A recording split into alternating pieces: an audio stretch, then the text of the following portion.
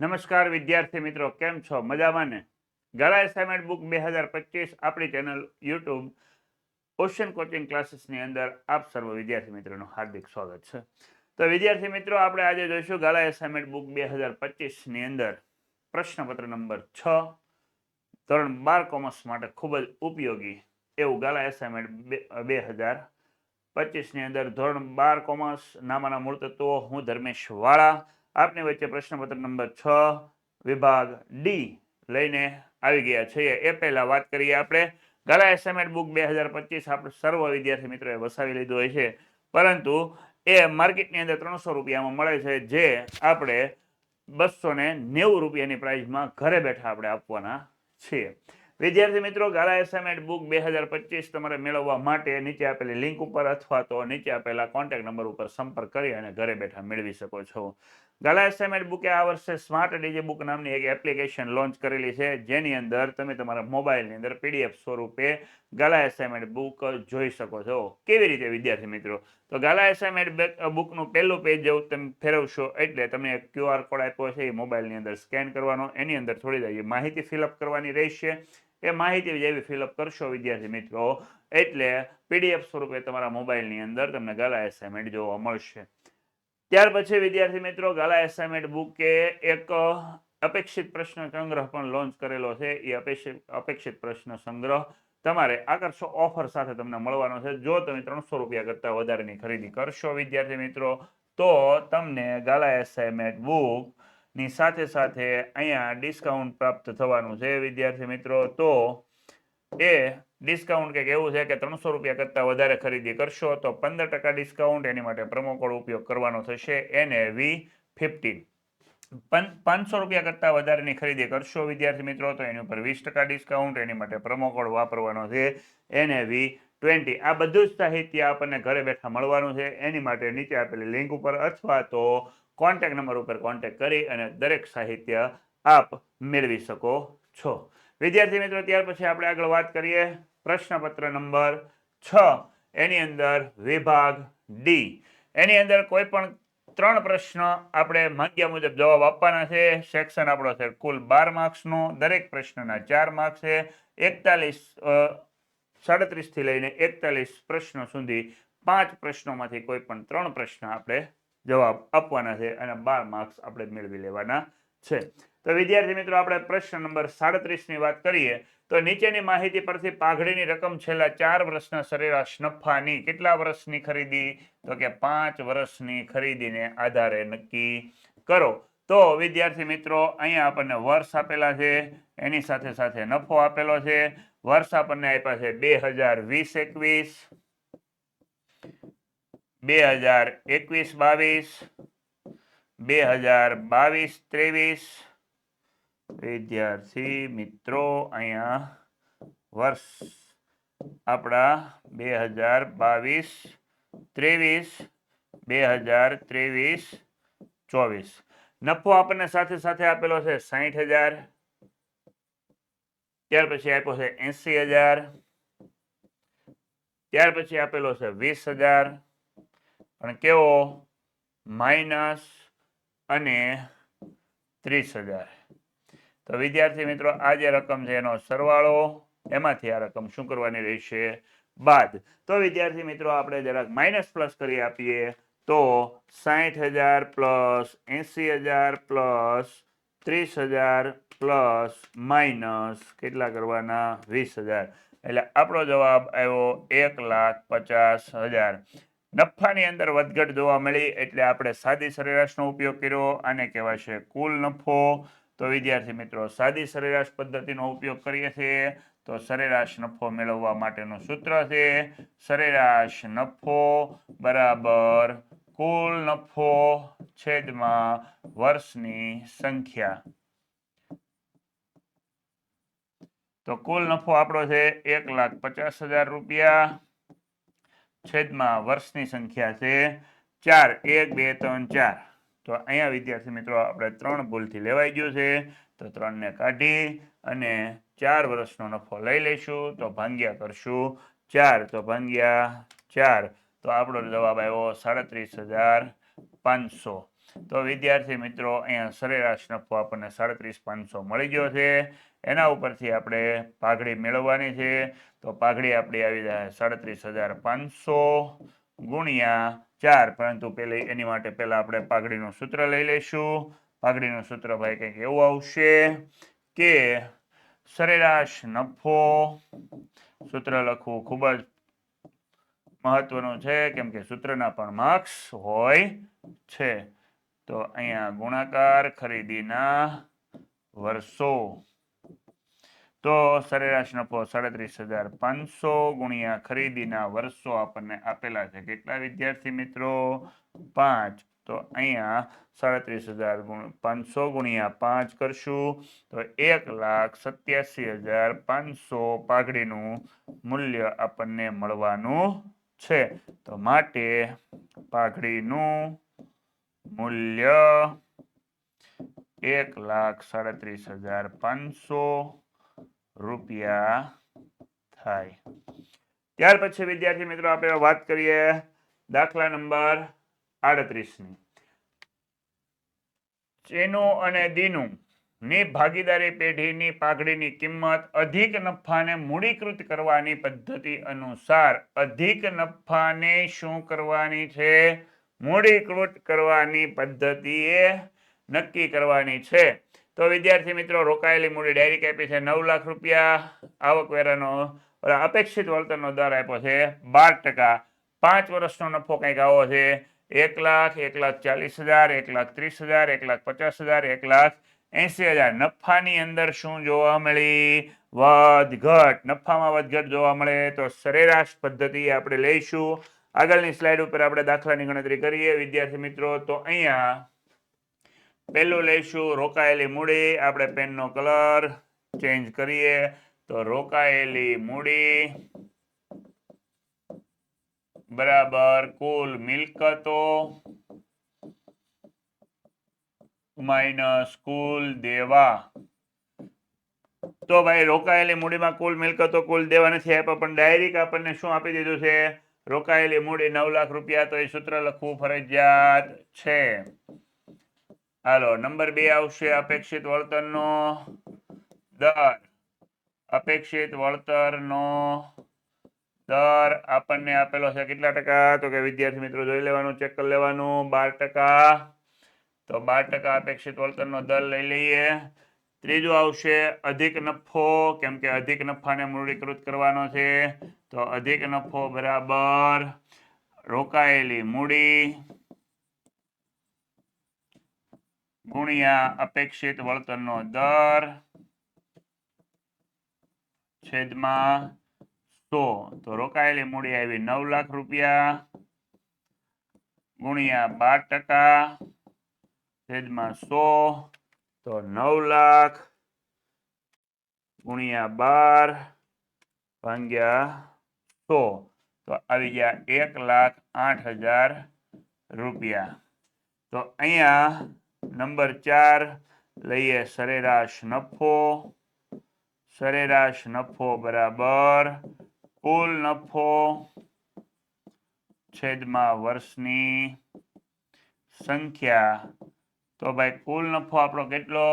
તો કે આપણને આપેલા છે વર્ષ અને નફો. તો વર્ષ અને નફો આપણે જરા ચેક કરી લઈએ. તો કે ભાઈ વર્ષ આપ્યા 2019-20 થી 23-24 સુધી. તો કે 2019-20, 2020-21, 2021-22, 2022-23, 2023-24. નફો આપણને આપેલો છે વિદ્યાર્થી મિત્રો કેટલો? તો કે 1 લાખ રૂપિયા, 1,40,000, 1,30,000, 1,40,000,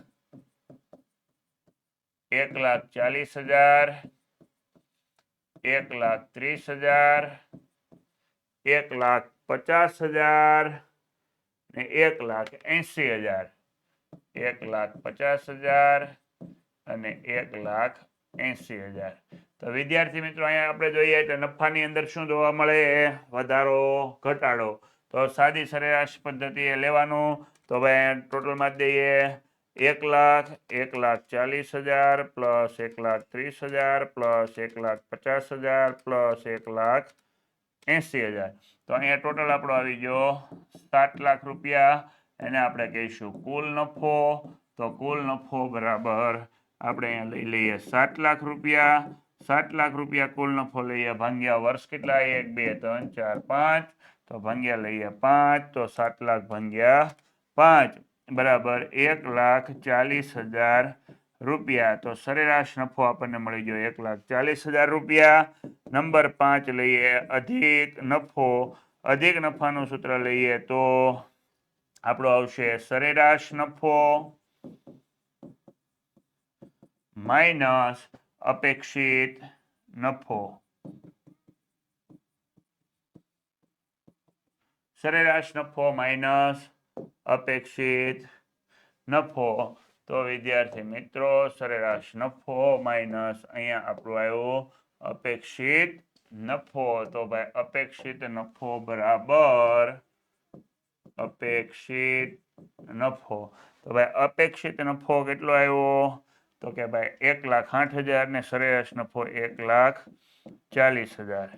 તો માઇનસ 1,08,000. તો કરો એટલે કેટલા આવશે તો કે 1,40,000 માંથી 1,08,000 શું કરી દેવાના બાદ. તો આપણો આવ્યો 32,000. તો 32,000 રૂપિયા અધિક નફો આવ્યો. અધિક નફાને શું કરવાની છે તો કે અધિક નફાને મૂડીકૃત કરવાની પદ્ધતિ એ છે. તો ભાઈ આપણે લખવાનું છઠ્ઠું સૂત્ર પાઘડી બરાબર અધિક નફો છેદમાં અપેક્ષિત વળતરનો દર ગુણ્યા 100. તો ભાઈ અધિક નફો આપણને કેટલો મળ્યો તો કે 32,000 ભાગ્યા 12 ગુણ્યા 100. તો ભાઈ 32,000 ભાગ્યા 12 ગુણ્યા 100. તો આપણી પાઘડીની કિંમત આવી 2,66,667 રૂપિયા. અહીં લખવાનું માટે પાઘડીનું મૂલ્ય રૂપિયા 2,66,667 થાય. તો વિદ્યાર્થી મિત્રો આ તો આપણો દાખલા નંબર 38. હવે આપણે વિદ્યાર્થી મિત્રો જોઈશું દાખલા નંબર 39. જ્ઞાનદા કંપની લિમિટેડ તારીખ 31/3/2023 અને 31/3/2024 ના રોજ પૂરા થતા વર્ષના નફા નુકસાન પત્રકો નીચે પ્રમાણે આપવામાં આવ્યા છે. તેને આધારે તુલનાત્મક નફા નુકસાનનું પત્રક બનાવો. વિદ્યાર્થી મિત્રો અહીંયા વિગત આપણને આપેલી છે વેચાણની ઉપજો, અન્ય આવકો અને ખર્ચાઓ. 2024 અને 23 ની માહિતી આપેલી છે. 2024 અને 23 એટલે આપણું કેવું વર્ષ ચાલુ વર્ષ અને 2023 એટલે આપણું કેવું વર્ષ પાછલું વર્ષ. તો અહીંયા વિદ્યાર્થી મિત્રો આવકવેરાનો દર આપણને આપ્યો છે 30%. તો આપણે નવી સ્લાઇડ ઉપર જરાક તુલનાત્મક નફા નુકસાનનું પત્રક બનાવીએ. તો આપણે લખીએ કે ભાઈ જ્ઞાનદા કંપની લિમિટેડ નું તુલનાત્મક નફા નુકસાન પત્રક. તુલનાત્મક નફા નુકસાનનું પત્રક આપણે વિદ્યાર્થી મિત્રો અહીંયા બનાવીએ તો આપણને ખબર છે કે તુલનાત્મક નફા નુકસાનનું પત્રક આપણા કેટલા ખાનાની અંદર બનશે 6 ખાનાની અંદર બનશે. એમાં પહેલું ખાનું આપણે લઈ લઈએ વિગત, બીજું ખાનું આપણે લઈ લઈએ નોંધ નંબર, ત્રીજું ખાનું આપણે લઈ લઈએ પાછલું વર્ષ યાની 31/3/2023 અને ચાલુ વર્ષ યાની 31/3/2024. વધારો ઘટાડો રૂપિયામાં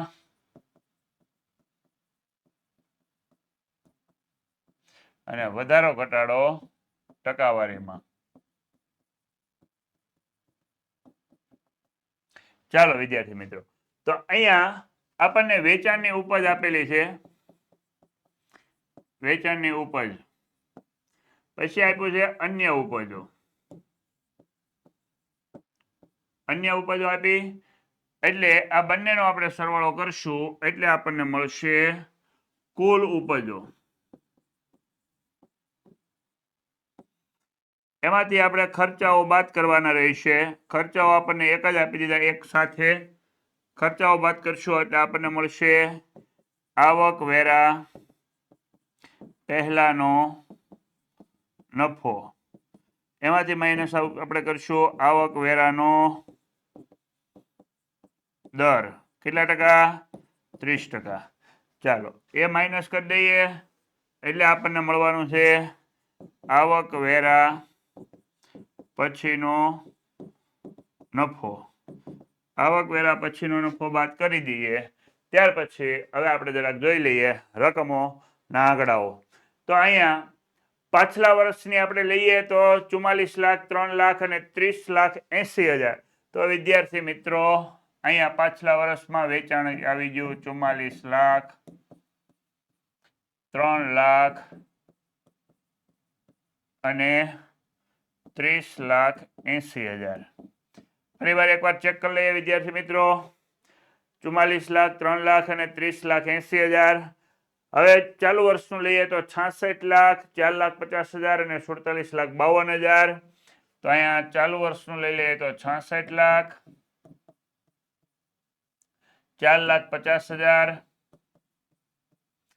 ને 52 ઓલા કેવા હતા 47,52,000. એક જ મિનિટ, ચાલો પેન લઈ લઈએ. 47,52,000. ફરીવાર એકવાર ચેક કરી લેવાનું વિદ્યાર્થી મિત્રો. ચાલો 66 લાખ, 4,50,000 અને 47,52,000. 66 લાખ, 4,50,000 અને 47,52,000. ઓકે. અહીંયા ટોટલ આવી જાય 44 પ્લસ 3 એટલે 47 લાખ. અહીંયા 66 પ્લસ 4 એટલે 70 ને 50,000 બીજા 70,50,000. ચાલો વિદ્યાર્થી મિત્રો તો હવે આપણે અહીંયા વાત કરી નાખીએ કરવેરા પહેલાના નફાની. તો કે 47 લાખ માઇનસ કુલ આવકમાંથી કુલ ઉપજો કરવાના 30,80,000. તો અહીંયા થઈ ગયું 16,20,000. એના 30% ગુણ્યા 30% એટલે 4,86,000. 16,20,000 માઇનસ કરીએ તો વિદ્યાર્થી મિત્રો એવા 11,34,000. ચાલો ત્યાર પછી 70,50,000 માઇનસ 47,52,000 એટલે આવ્યા 22,98,000. એના 30% કરવાના ગુણ્યા 30% એટલે 6,89,400 માઇનસ 22,98,000 માંથી 6,89,400 કરીએ એટલે આવ્યા 16,08,600. ચાલો વિદ્યાર્થી મિત્રો અહીંયા આપણને મળી ગયું છે ચોથું ખાનું અને ત્રીજું ખાનું કમ્પ્લેટ 1, 2, 3 ને 4 એ માહિતી આપણી પાસે હોય. અહીંયા પાંચમું ખાનું મેળવવા માટે ચોથું માઇનસ ત્રીજું અને છઠ્ઠું ખાનું મેળવવા માટે 5/3 ગુણ્યા 100. તો અહીંયા વિદ્યાર્થી મિત્રો 66 લાખ માઇનસ 44 લાખ કરીએ એટલે આવ્યા 22 લાખ. ત્યાર પછી વિદ્યાર્થી મિત્રો 4,50,000 માંથી 3 લાખ જાય એટલે 1,50,000. હાલો 70,50,000 માઇનસ 47 લાખ એટલે આવ્યા 23,50,000. ચાલો ત્યાર પછી વિદ્યાર્થી મિત્રો 47,52,000 માઇનસ 30,80,000 કરો એટલે આવ્યા 16,72,000. ત્યાર પછી વિદ્યાર્થી મિત્રો 52,98,000 માઇનસ 16,20,000 એટલે આવ્યા 6,78,000. 6,89,400 માઇનસ 4,86,000 એટલે આવ્યા 2,03,400. ચાલો ત્યાર પછી વિદ્યાર્થી મિત્રો 16,08,600 માઇનસ 11,34,000 કરો એટલે 4,74,600. ચાલો વિદ્યાર્થી મિત્રો, તો અહીંયા આપણે પાંચમું ખાનું મેળવી લીધું, ચોથું માઇનસ ત્રીજું, છઠ્ઠું ખાનું મેળવવા માટે પાંચમું ખાનું ભાગ્યા ત્રીજું ખાનું. તો અહીંયા વિદ્યાર્થી મિત્રો 22 લાખ ભાગ્યા 44 લાખ ટકા એટલે આવશે 50%. હાલો 1,50,000 ભાગ્યા 1,50,000 ભાગ્યા 3 લાખ કરશો તો પણ 50% આવી જશે. ચાલો ત્યાર પછી 23,50,000 ભાગ્યા 47 લાખ કરશો તો પણ 50% જ આવ્યા. ચાલો ત્યાર પછી 16,72,000 ભાગ્યા 30,80,000 ટકા તો 54.28. ચાલો ત્યાર પછી 29 લઈ લઈશું, કેમ કે પાછળ પોઈન્ટ એક વધારે છે એટલે 5 પોઈન્ટ છે એટલે 28 ની જગ્યાએ આપણે લઈ લઈશું 29. એટલે કોઈ વિદ્યાર્થીને પ્રશ્ન ન રહે. 28 ને 29 એવા પ્રશ્નો ઊભા કરશે. ભાગ્યા 6,78,000 ભાગ્યા 16,20,000 ટકા 41.85. 41.85 વિદ્યાર્થી મિત્રો, અહીંયા ત્રણેય જવાબ સેમ આવશે. તો આપણે જોયો દાખલા નંબર કેટલો 39. ત્યાર પછી કે ગુજરાતની અંદર દરેક વિદ્યાર્થી એકાઉન્ટની અંદર સારા માર્ક્સ પ્રાપ્ત કરે એ માટે આપણે આઈએમપી બેચની એક રચના કરેલી છે, જેની અંદર તમને આઈએમપી પ્રશ્નોનું રિવિઝન કરાવવામાં આવશે, એની સાથે લાઈવ લેક્ચર લેવામાં આવશે, જેની અંદર તમે તમારા પ્રશ્નો પૂછી શકો અને એની સાથે સાથે તમને રેકોર્ડેડ લેક્ચર પણ મળવાનો છે. આકર્ષક પ્રેઝન્ટેશન સાથે સરળ સમજૂતી સાથે તમને એક પીડીએફ સ્વરૂપનું મટીરિયલ પણ મળવાનું છે. એની સાથે સાથે તમને કોઈ પણ પ્રકારના ડાઉટ હોય તો ડાઉટ ક્લિયરિંગ થાય અને વોટ્સએપ સપોર્ટ હર હંમેશા આપણને મળવાનો છે. અને એની સાથે સાથે ઓશિયન કોચિંગ ક્લાસીસ દ્વારા આગળના વર્ષની અંદર જે કાંઈ પણ બોર્ડના પેપર લેવાઈ ગયા છે એ બોર્ડના પેપરનું રિવિઝન પણ આપણે કરીશું. તો વિદ્યાર્થી મિત્રો, આપણી ચેનલની સાથે આજે જોડાવાનો પ્રયત્ન કરો. વિદ્યાર્થી મિત્રો, આ સાથે આપણે આગળના પ્રશ્ન ઉપર જઈએ. દાખલા નંબર 40. યસ લિમિટેડ ની નીચેની વિગતોને આધારે કાર્યશીલ મૂડીનો ઉથલો શોધો. કુલ મિલકતો આપણને આપેલી છે 45 લાખ. ત્યાર પછી બિનચાલુ મિલકતો આપી 30 લાખ, કુલ દેવા આપ્યા 20 લાખ, બિનચાલુ દેવા આપ્યા 10 લાખ અને વેચાણ આપ્યું 25 લાખ. તો અહીંયા વિદ્યાર્થી મિત્રો આપણે કાર્યશીલ મૂડીનો ઉથલો મેળવવા માટે સૂત્ર લઈશું વેચાણ છેદમાં કાર્યશીલ મૂડી. ચાલો વેચાણ છેદમાં કાર્યશીલ મૂડી લઈએ તો અહીંયા વિદ્યાર્થી મિત્રો વેચાણ આપણું આવી ગયેલું છે 25 લાખ. હાલો કાર્યશીલ મૂડી આપણે શોધવી પડશે. તો વિદ્યાર્થી મિત્રો કાર્યશીલ મૂડી શોધવા માટે કાર્યશીલ મૂડી બરાબર ચાલુ મિલકતો માઇનસ ચાલુ દેવા. તો વિદ્યાર્થી મિત્રો ચાલુ મિલકતો આપણને આપી નથી, પરંતુ આપણને કુલ મિલકતો આપી છે અને બિનચાલુ મિલકત આપી છે. તો આપણે એવું લખી શકાય કે ભાઈ ચાલુ મિલકત બરાબર કુલ મિલકત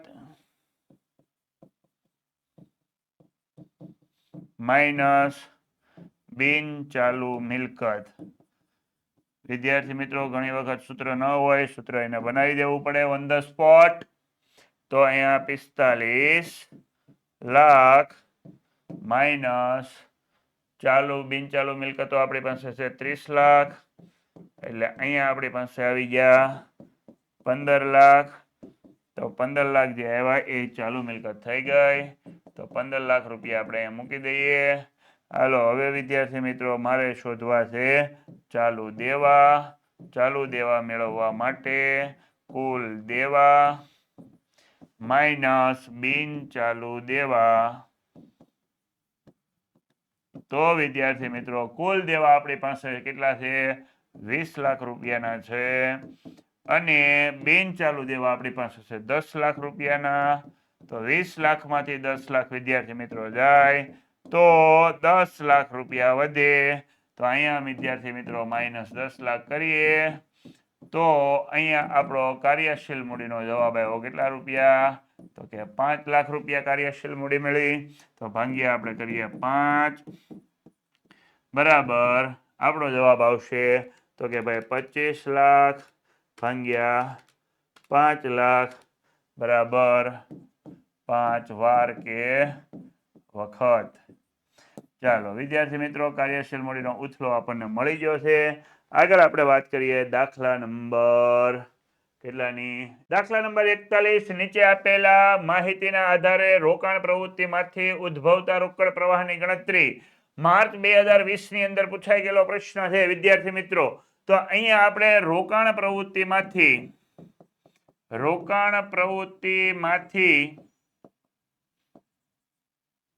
ઉદ્ભવતો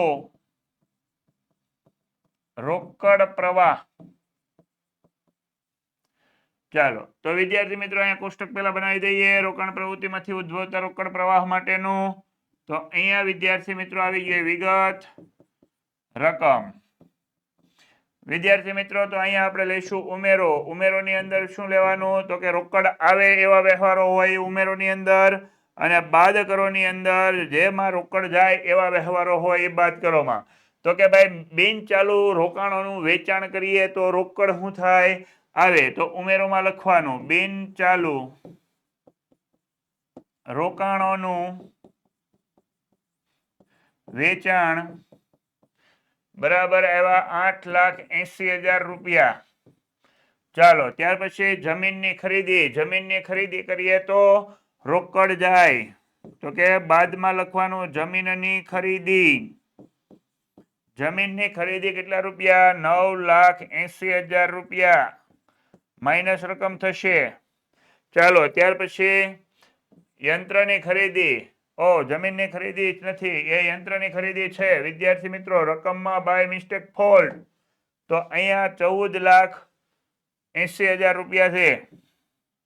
તો ભાઈ 14,80,000 રૂપિયા લઈશું આપણે.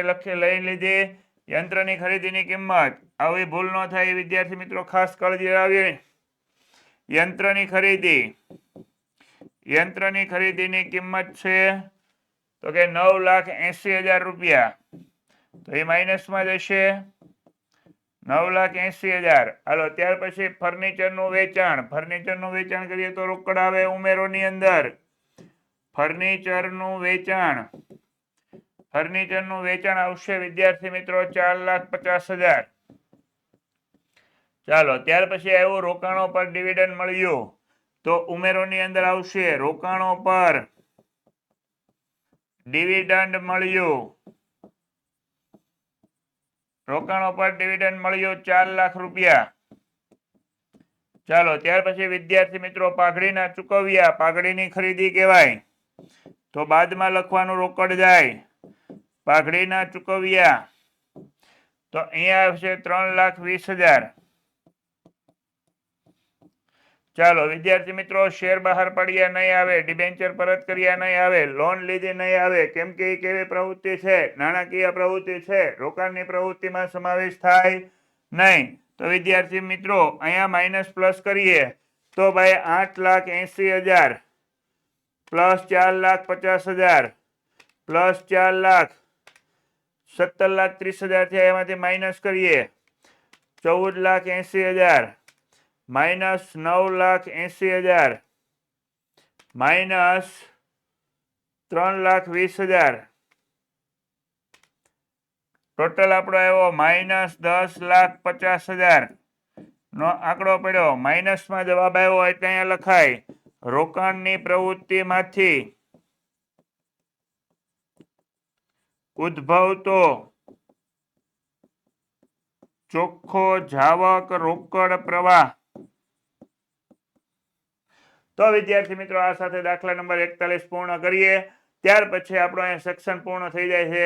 તો તો વિદ્યાર્થી મિત્રો એ સેક્શન પૂરો થાય એટલે નામાના મૂળ તત્વોને લઈને તમારે કોઈ પણ પ્રકારની અપડેટ જોઈતી હોય તો અમારા વોટ્સએપ ગ્રુપની અંદર ઓશિયન કોચિંગ ક્લાસીસની અંદર જોડાઈ દેજો વિદ્યાર્થી મિત્રો. એમાં જોડાવા માટે નીચે આપેલા કોન્ટેક્ટ નંબર ઉપર કોન્ટેક્ટ કરી લેવો અને આપણે વિદ્યાર્થી મિત્રો પ્રશ્નપત્ર નંબર 6 ના વિભાગ ડી ને અંત તરફ લઈ જતા વિડીયોને તો આપ સર્વ વિદ્યાર્થી મિત્રો બોર્ડની પરીક્ષાની અંદર ખૂબ જ સારી તૈયારી કરો એવી શુભકામનાઓ સાથે દરેક વિદ્યાર્થી મિત્રોને થેન્ક યુ.